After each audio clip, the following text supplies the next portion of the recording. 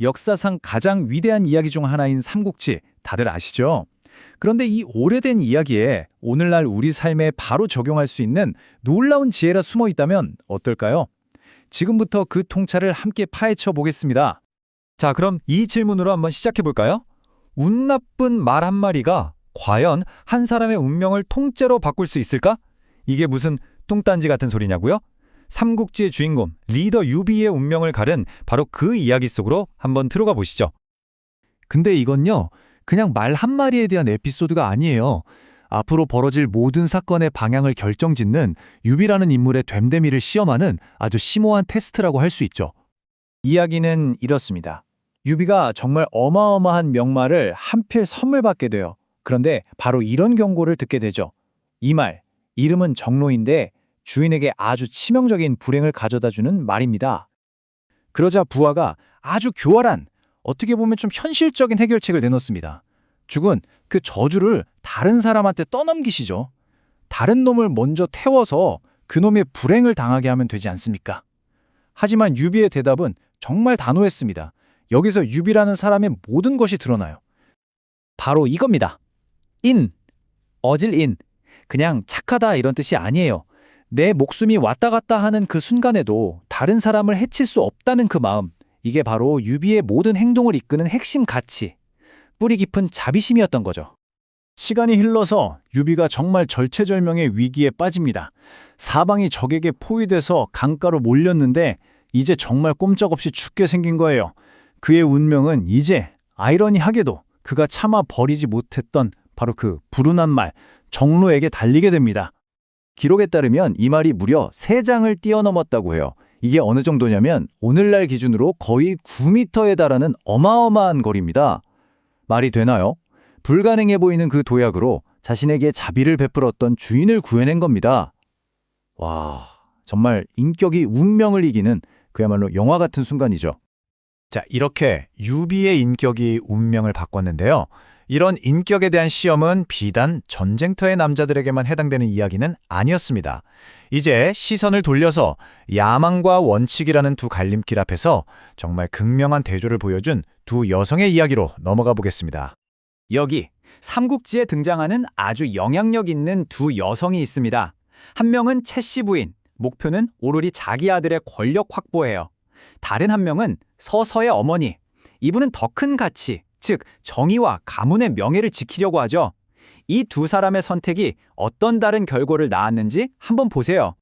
채씨 부인의 머릿속엔 온통 이 생각뿐입니다. 어떻게 하면 내 아들을 후계자로 만들지. 다른 사람이 어떻게 되든 상관없어요. 이거 마치 오늘날 우리 주변에서 볼 수 있는 우리 가족만 잘 되면 돼 라는 생각과 너무 닮지 않았나요? 결국 이런 좁은 야망은 스스로를 파멸로 이끌게 됩니다. 반면에 서서의 어머니를 한번 보세요. 당대 최고의 권력자인 조조가 자기 아들을 회유하려고 가짜 편지까지 만듭니다. 아들을 속여서 자기 사람으로 만들려는 거죠. 이때 서서의 어머니는 어떻게 했을까요?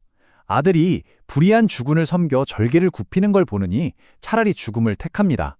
정말 엄청난 희생이죠. 자, 이제 이야기의 하이라이트로 가보겠습니다. 유비 인생 최대의 과제, 바로 천재 전략가 제갈량을 얻는 일입니다.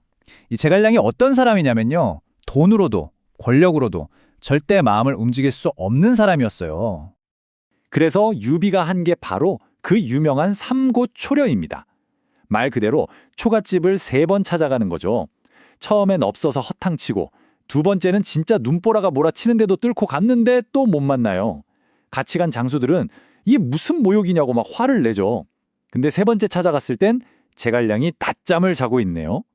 유비는 그가 깰 때까지 밖에서 묵묵히 기다립니다. 이 존중, 이 인내심, 대단하죠? 그리고 마침내 제갈량을 만난 유비가 던진 마지막 한마디가 그의 마음을 움직입니다. 내가 왕이 되게 해달라가 아니었어요. 전쟁에서 이기게 해달라도 아니었죠. 바로 이 말이었습니다. 선생께서 이렇게 세상에 나오지 않으시면 고통받는 저 백성들은 대체 어찌합니까? 유비의 진심, 그의 그릇이 드러나는 순간이죠. 결국 바로 이 사심없는 비전, 백성을 위하는 진심이 당대 최고의 지성인인 제갈량의 마음을 움직여서 이 사람이야말로 내가 평생을 바쳐 섬길 만한 리더다 라는 확신을 심어주게 된 겁니다. 자, 그런데요. 이게 거의 2000년 전 이야기잖아요? 왜 이게 아직도 우리 마음을 이렇게 울리는 걸까요? 그건 아마도 이 이야기 속 인물들이 겪었던 딜레마가 오늘날 우리가 매일같이 마주하는 고민과 너무나도 똑같기 때문일 겁니다. 한번 생각해 보세요.